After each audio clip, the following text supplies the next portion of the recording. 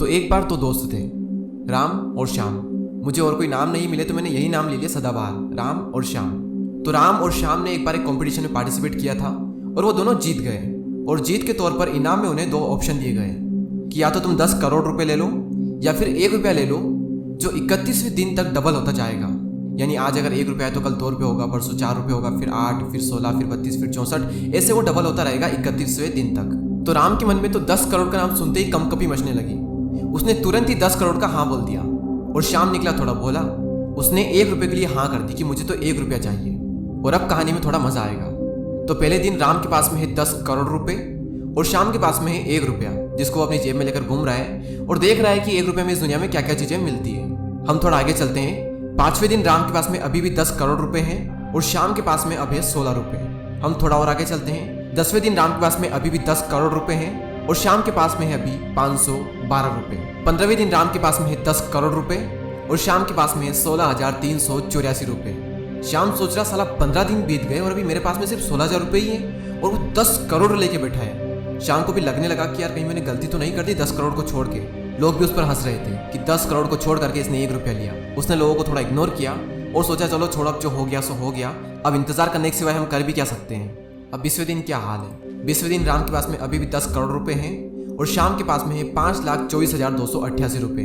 यानी कि राम से अभी भी 9,94,75,712 रुपये कम। 25वें दिन राम के पास में अभी भी 10 करोड़ रुपए हैं और श्याम के पास में है अब 1,67,77,216 रुपये।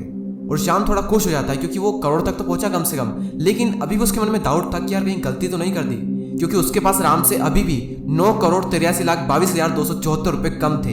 यानी कि राम के पास में अभी भी श्याम के मुकाबले 9 गुना ज्यादा पैसा है। और अब हम आते हैं फाइनल डेट पर, यानी 31वें दिन क्या हाल है। तो 31वें दिन राम फुट फुट कर रो रहा और श्याम ये सोच रहा है कि न्यू कार कौन सी लूं, घर पर 10 करोड़ खर्च करूं या फिर 20 करोड़, और दुनिया में सबसे बेस्ट जगह कौन सी है घूमने के लिए। क्योंकि 31वें दिन राम के पास में अभी भी 10 करोड़ रुपए हैं और श्याम के पास क्या आप सोच सकते हैं कितना हो सकता है। वीडियो को पॉज करो, कैलकुलेट करो और कमेंट करके बताओ।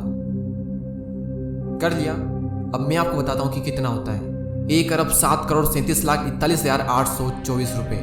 25वें दिन राम के पास में श्याम के मुकाबले 9 गुना ज्यादा पैसा था और 31वें दिन श्याम के पास में राम के मुकाबले 10 गुना ज्यादा पैसा है। और इसे हम कहते हैं पावर ऑफ कंपाउंडिंग, जिसे अल्बर्ट आइंस्टाइन ने दुनिया का 8वां अजूबा बताया है। अब इससे सीख क्या है, मैंने आप सबको ये बताया क्यों। देखो, ये सब बताने के पीछे मेरा एक ही मकसद था, आप सबको कंपाउंडिंग की पावर से रूबरू कराना।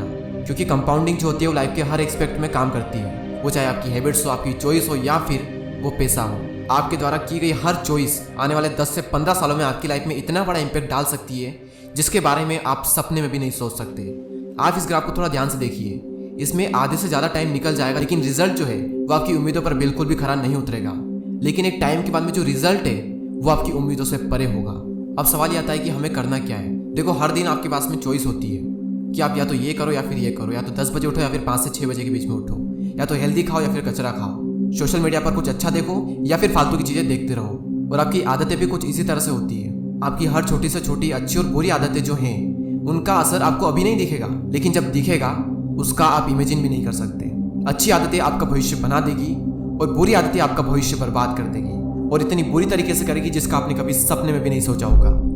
आप भी कई बार सोचते होंगे कि यार मैं ये कर रहा हूँ, मैं मेडिटेशन कर रहा हूँ, मैं किसी चीज़ के लिए प्रैक्टिस कर रहा हूँ, लेकिन मुझे रिजल्ट तो मिल नहीं रहा। देखो, यही तो मेन है। जब रिजल्ट नहीं मिल रहा है तब भी क्या आप टिके रहोगे? अगर हाँ, तो आपको वो ग्रोथ मिलेगी जिसके बारे में आपने कभी सपने में भी नहीं सोचा होगा। लेकिन उस ग्रोथ को पाने के लिए पहले आपको कंपाउंडिंग को समझना पड़ेगा, थोड़ा पेशेंस रखना पड़ेगा। तो ये तो हमने बात की चॉइस की और हैबिट्स की। अब हम बात करते हैं पैसों की। अब कई सारे लोग यहाँ पर ये सोचकर बैठे होंगे कि इन्वेस्ट किए हुए पैसों का जो रिटर्न अच्छा मिलना चाहिए वो रिटर्न तो हम बूढ़े हो जाएंगे तब मिलेगा, तो तब उसका क्या काम।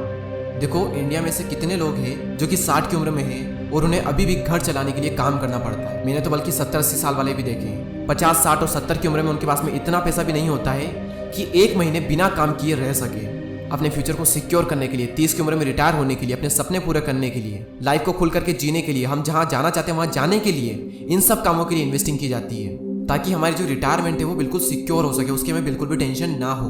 देखो, मेरी एज अभी 19 साल है और अभी अगर मैं इन्वेस्टिंग स्टार्ट करूँ, वैसे तो मैं कर चुका हूँ, लेकिन चलो हम ये मान लेते हैं कि आपकी एज अभी 20 साल है और 65 साल की उम्र तक आप हर महीने इन्वेस्ट करेंगे और हर महीने का जो अमाउंट है वो है 500 रुपये और हर साल आपको इसमें 5% की बढ़ोतरी करनी है। और अगर ये 500 रुपये आपने स्टॉक मार्केट में डाल दिए, जहाँ पर अगर आप अच्छे से इन्वेस्ट करेंगे तो आपको लगभग 15% का रिटर्न तो लगभग मिल जाता है, जो कि एवरेज होता है।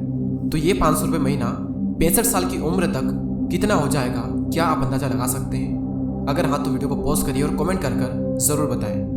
और अब मैं आपको बताता हूँ कि वो अमाउंट कितना होगा। वो अमाउंट होगा 4,70,00,000 रुपये। यानी कि अगर आप अभी 500 रुपये इन्वेस्ट करते हो हर महीने, सिर्फ 500 रुपये, तो 65 की उम्र में वो 4,70,00,000 रुपये हो जाएंगे।